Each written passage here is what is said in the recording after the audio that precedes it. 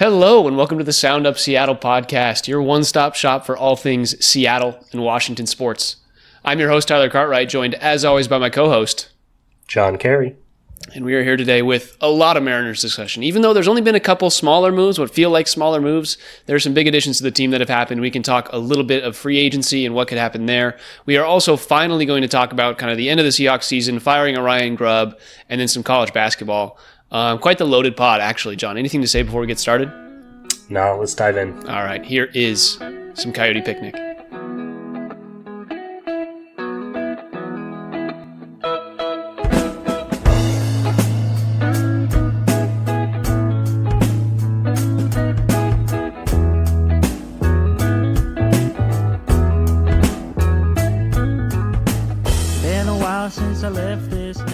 All right, John.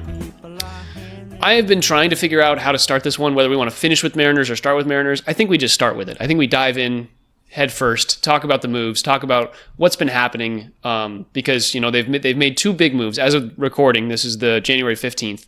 As of recording, they've made two relatively bigger moves with the signing of Donovan Solano and Miles Mastrobuoni.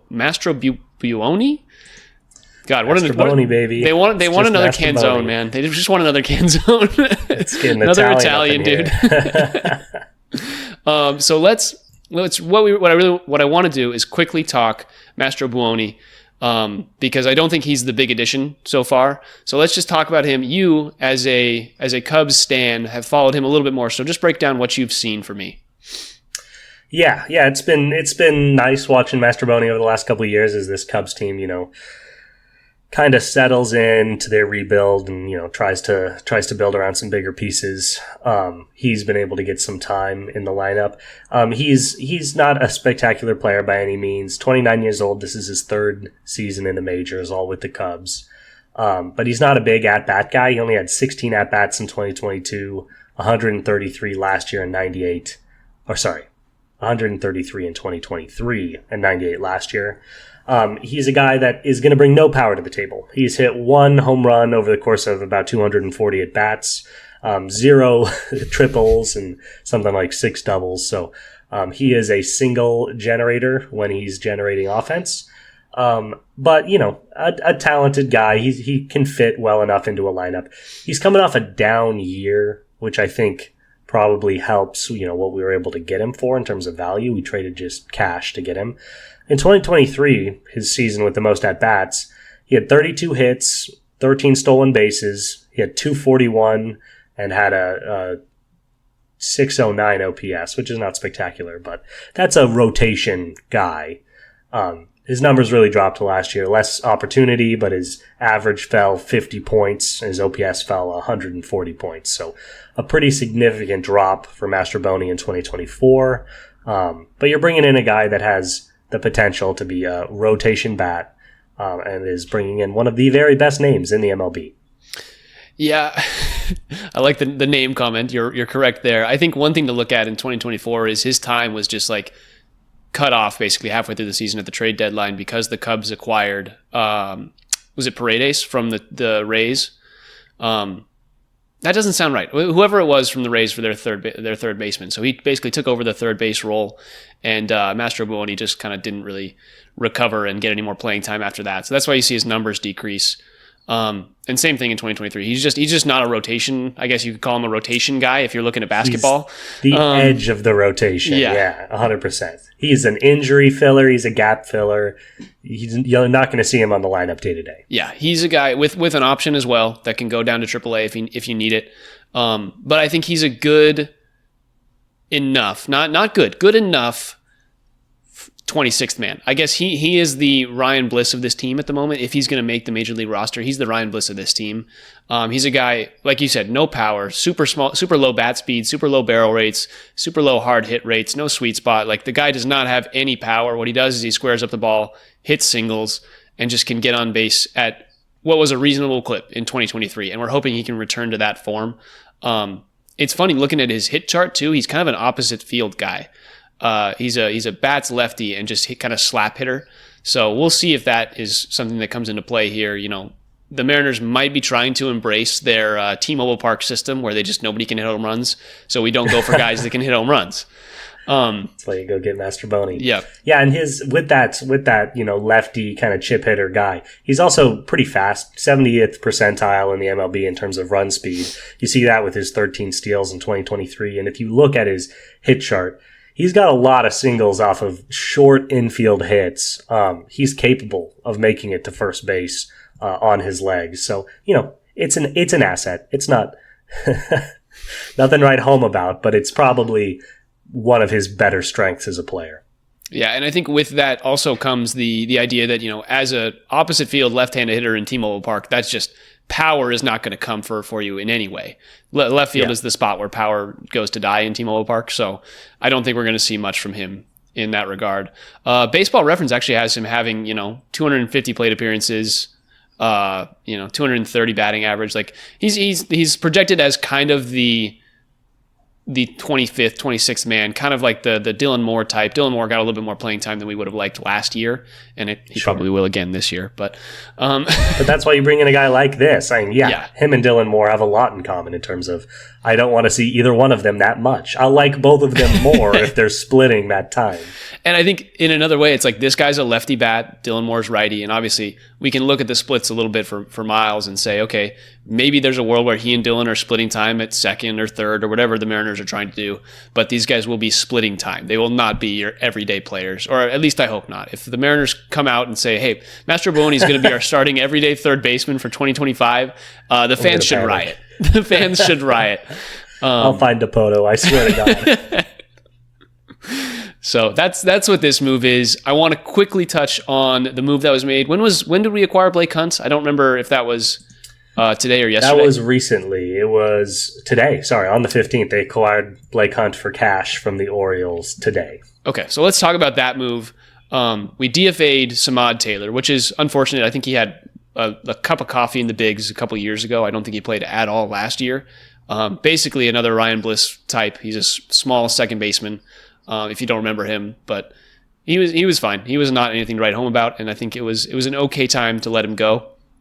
As for Blake Hunt and the acquisition of a backup catcher potentially, that in my mind could signify that the Mariners think, hey, we have an opportunity to move on from Mitch Garver here. Walk me through your thoughts there. Please, any possibility of moving on from Mitch Garver, I'll see Blake Hunt catch every single day if it means I never have to see Mitch Garver's stupid face again. Obviously, a cheap option. He's a fairly young guy at 26 years old. He was in the 2017 draft. Hasn't really gotten out of the minors in any meaningful way.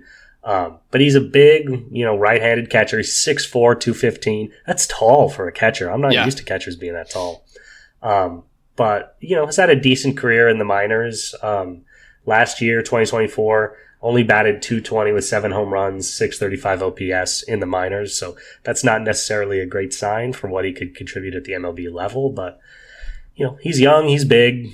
He's a backup catcher that we acquired for cash. I'm not freaking out. I would be a little surprised just with his minor league production if he stepped into that Mitch Garver role immediately. But boy, would I be pleased. Yeah, I think it's a guy that reminds me a lot of Brian O'Keefe, who was like the 2020, 2021 kind of tertiary backup catcher, and a guy that we just could call up whenever we needed from AAA if we needed somebody to have a day off at the catcher position. So I'm thinking that is what that acquisition is. If it is anything more, if he is the guy that we are having as our secondary catcher, that's not a great sign for me because your secondary catcher is still going to play 40 games. Like you can't have Cal Raleigh is not going to catch more than 120 games for the third year in a row. Like he better not. that man's knees can only take so much. And so when it comes to talking about Blake Hunt, it's just like he's gonna if he's the guy that we acquired to be the backup catcher, and we're able to get something for Mitch Garver. I'm kind of okay with it. If we can get rid of Mitch Garver's, $12 million off the books this year, and we can have him as a backup catcher, but use that $12 million in a way that actually benefits the team. If we're able to clear, because the Mariners at this point have basically $11 million to work with 2 positions that we would like them to fill at a higher rate than they are currently slated to. So yeah, if we can clear 12 million, let them do a little work. They could maybe clear some space for an Arenado type, something like that. That would be big. But at the same time, we'd then have to get either a better backup catcher, or we kind of have to live with Blake Hunt as our, hitting in a quarter of the games this season, which is not ideal to me. This guy's a 150 average MLB guy. I do agree with you. Yeah. So I think it's something to look for. It's something to think about as the offseason progresses. In terms of catchers available in the free agent market, there's really not a lot out there. You've got a Yasmani Grandal who's out there, and then it just falls off. You've got like James McCann, who I don't even think played last year, or played very minimal last year. It's just been it's slim pickings because all the catchers have been acquired or extended, whatever it is. Unless you think you can put together, if there's a guy like Brian O'Keefe already in the system, you pull him up. Maybe you give Harry Ford some run. Maybe you give him 20 games at the MLB level just to see. And you put together that secondary catcher position. But if he's out there for 40 games, it is not the most ideal scenario. Agreed. All right, let's talk about what is the biggest move so far that the Mariners have made, signing what we'll call definitely veteran, Donovan Solano for $3.5 million for 1 year. First reactions, John, what did you think coming out of the signing? I was excited until I saw the number next to his age. I'm trying to figure out why this isn't going to be a Justin Turner situation, because I remember being very excited about Turner, and then he came in and it's like, oh man, this guy is old, and at some point it does fall off, but credit to Solano, his statistics are very, very good, particularly in the way that I like. He may not be your favorite player, but he's my favorite player. He's a guy that over his career, 11 seasons in the MLB, is a 280 average hitter. He crossed 280 each of the last 3 years, including 286 last year, hitting at least 280 at-bats each of those last 3 seasons. So he's getting a lot of run. He's a consistent 280 batter, 37 years old. Will be 38 probably when season play starts for the Mariners. Yeah, so there are concerns with age, but you can't argue with the consistency. Not much of a power guy. He's been averaging about 6 home runs a year over the last 3 years. Slugging right around 400 over that time frame. But he gets on base, and goodness knows in T-Mobile that can be an advantage. So considering what they had to give up to get him, which was nothing, he was a free agent signing, I'm fairly pleased. Do you know what they paid him? $3.5 million. So okay, and we'll very talk reasonable. A little bit about what the market is paying for a guy like Donovan Solano, but I want to talk about him as a player and my reaction first. So he took a few years off. He came into the league in 2012, and then in 2016 he had a rough season with the Yankees, batted .227, and then he took 3 years off. No, 2017, 2018 he took off and returned in 2019 and hit .330 for the Giants. He hit .330 for the Giants, had an OPS of .815, and was a really solid player on that 2019 team. And 2020 he had an .828 OPS. Like, the guy was good. His third year on the Giants, he regressed a little bit, averaged down to .280. OBP stuck around right around the 350 mark, and the slugging hit about 400. So a little bit less power in 2021 and onward. That was kind of the point that we saw him go for less doubles, things of that nature. He also he got a little bit more playing time over the last 4 years as people saw his adjustments that he was making.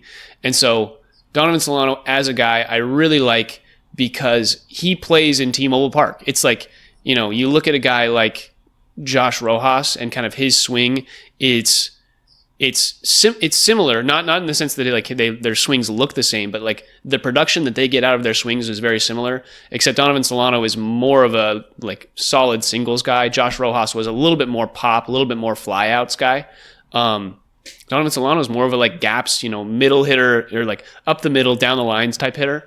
And so in that way, Solano I think is a really good addition, especially at T-Mobile Park. Obviously there's a potential for some regression. He's 37. Anybody who's that old has the potential to drop. We've seen it in loads of the second basemen and DHs that the Mariners have acquired. Obviously, AJ Pollock comes to mind. Colton Wong comes to mind. All those guys. But yeah, he's still a guy who has that average capability, and and he's done it. And until he proves us wrong, I'm going to assume that he's going to come in with that level of play. He's coming off a 4-year high in batting average and home runs this last year. Only 8 home runs last year with the Padres, but that's the most he's ever hit. That's his career high in home runs. So, with limited plate appearances compared to some of his years. So, yeah, I'm not horrified by the aging. He's been doing it for such a long time. The odds of it being this year that he falls apart are hopefully pretty low. But yeah, I really like looking at his hits chart. He just gets the ball all over the place. He really spreads it around. He's a hard guy to kind of game plan against. And yeah, to your point, yeah, not providing the pop of some of our other younger guys, but goodness gracious, do we just need some consistency when it comes to bats. And the one thing you can say about Donovan Solano is he's been very consistent. Yeah, and when it comes to this team's power, it's generated from Cal Raleigh, it's from Julio, it's from Randy, it's from other guys, and so you don't need that out of this position. You need guys to be able to be on base when those guys come around, and that's where Donovan Solano comes in. Do you anticipate him getting a majority of the snaps at third base? Snaps. We're talking football and basketball a bunch in these baseball references. I love snaps. Snaps is just a great term. I'm trying to figure out how the Mariners are going to play this. The last year on the Padres, he got most of his reps at third base. Some people think that he's going to be the right-handed equivalent at first base, or right-handed platoon at first base when it comes to Luke Raley and Donovan Solano.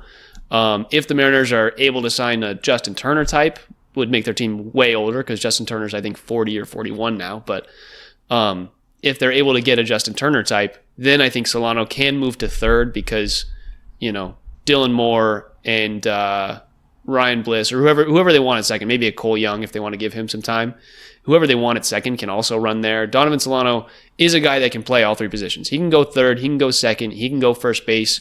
He can basically be another Dylan Moore type, which we've just referenced so much today, but a guy that can play all over the infield, and they can rotate whoever they need to have a day off or whatever that is. That's what the Mariners want right now is flexibility. They want, at some point, I know they're going to try and make some bigger signing. We know they were in on Haesung Kim, the Japanese infielder, and didn't have that. Carlos Santana they were in on and thought they had, and they didn't get Carlos Santana. So it's like we know that they were in on guys, and they've just been unable to sign them.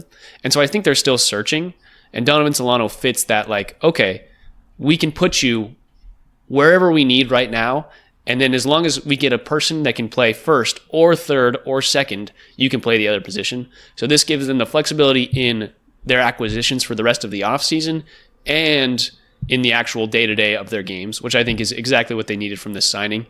And with their payroll limited payroll, it's probably one of the better moves that they've made in the last year, I think. Yeah, I hear that loud and clear. These are the types of moves. These are the supplementary moves that I think are really important for building a contender. Yeah. And that I really like. I know both of us hope that this is not the height of the offseason for sure. Mariners. And it may be. Knowing this team, knowing Dipoto, this may be as good as it gets. But I think we would both be very excited if this was a move to set up another bigger move. And yeah, if Solano can slot in as our, 5 or 6 guy consistently, that would be fantastic. And like we just said, so we made this move on Monday. On Tuesday, they got Mastrobuoni. Got it. That name is going to be so hard to just pull out of a hat. And then they just acquired Blake Hunt. So it's like these moves are coming in a domino effect where we might see something fall into place here. Maybe end of next week, end of this week, once the Sasaki trade or Sasaki deal has gone through. There's a lot of things being held up by that Sasaki action. Just a lot of teams not willing to pull triggers because it's not yet locked in where he's going. Yeah, and especially, I know it sucks for Luis Castillo to get talked about all the time in these situations, but it's like if Sasaki goes to a team and then, 2 other teams need a pitcher, that's that's a guy that the Mariners can use and leverage to get a bat, whether that's the Cardinals or whoever it is from another team. Well said. I think that's a very good point. It's a thing that, like, once that domino falls, Luis Castillo could go. We could see Mitch Garver get traded. We could get a little bit more flexibility for things like that. And I think there's ways that you can work around that and look forward to the future. It does feel nice that we got a good signing and we've made a couple moves, but now I'm just kind of antsy for whatever that next thing is. And we'll have to wait Please. until next Please be Friday, next thing. probably. Yeah, probably. Real quick, I want to talk about the current hitter market and what people are paying per, for WAR, things of that nature. So, and why this deal, this $3.5 million that went to Donovan Solano is so good. You look at a guy like Juan Soto, he's getting about $10 million, or no, sorry. Let me rephrase this. He's getting about $8 million per WAR. You look at a guy like Christian Walker, he's getting, a little bit under that. He's getting like $6 million per WAR. I think I'm doing that math right. Maybe I'm dumb. And then you've got Willie Adames, who's making, same thing. All these players, all these free agents, even if you go down the list, you get a guy like Danny Jansen, who's making $8.5 million for 1.6 WAR. It's like you scale that to what Donovan Solano is supposed to do WAR-wise. He's got basically 1.0 projected WAR. And the Mariners are, paying $3.5 million for a one-win guy that is currently on the market going for like 8 to 10. Like, it's a really good deal for the Mariners specifically. And, obviously that comes down to they paid for age, they paid for potential fall off, things like that. There's a little bit more risk associated with this player. But when you look at it at a whole, like for half the bargain, half the cost. Yeah. It's a really good deal. So I think that's just something important to look at when it comes to like, hey, this doesn't seem like a big signing, but if he provides what is expected of him, and there's potential for him to do more because he could play more than he has the previous years, all these things, the Mariners could get a lot out of this signing, and there's little to no risk just because they were able to pay a lot less. So I really, really like it. Looking forward to what they're able to do with the rest of this offseason, even though the moves can kind of come in waves. We'll see what happens. But the other thing that I want to talk about is Luis Castillo and how he ranks with regards to pitching on the market, and that kind of wins above replacement, things like that. You look at a guy like Michael Wacha, who is making $17 million AAV in his contract. He's projected for a 2.1 WAR. You look at Max Fried, he's making 27.25, 3.3 projected WAR.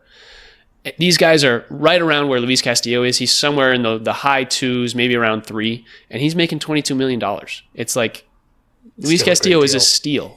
Whether you want to admit it or not, Luis Castillo is a steal. The Mariners, whether they keep him or not, are going to get a good deal out of his contract. Whether it's they trade, they let other teams recognize the value there, and they're able to trade him for something big, or just a couple pieces that can get them going offensively on those corner spots. Whatever it is, this Luis Castillo contract is in a great spot, and whether or not we keep him, if we do, it's still a great deal. Like, it's still a lot of money off the books, but the Mariners are paying for a good deal, all things considered. A great deal. There's never been any doubt about that. That's one of the better contracts in the MLB right now. It's also just nice, it certainly may not happen this way. We may not move him at all, but it's just so nice that because he's so cheap, the idea of packaging him with a guy like Garver to get that $12 million off our books becomes way more realistic. If he was a, $34 million guy, it'd be a lot harder to package a guy like Garver with him and move them both out at the same time. But as things stand, that would probably be necessary just to get some level of contract match into whatever deal you're looking to make, assuming they're trying to make a big splash, which you never know. But it's nice to have that flexibility of a short contract on a talented player. Yeah, for sure. The one person that I wanted to touch on as well in free agency that I still want to look at for the Mariners that they might be looking at as a guy is I think Brendan Rodgers was his name, second baseman from the Rockies last year. Just good numbers, good all-around player. I think his contract will probably project to be somewhere in that $12 to $15 million range. Could be less, could be more around 10, depending on how teams see him outside of Coors. But a good second base option. I know it's kind of like redundant, but at this point, every player that the Mariners acquire will be redundant unless it's a big signing in terms of or a big signing or trade in terms of the corner positions. Like, they're not going to acquire a second baseman that's going to be, a home run shot. It's just not going to happen. There's not guys like that on the market.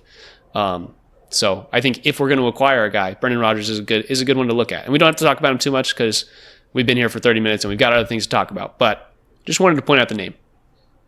Like that call. Realistic call as well, which I always appreciate. But we'll see what they do. May they please do something. Please depose. Work with us.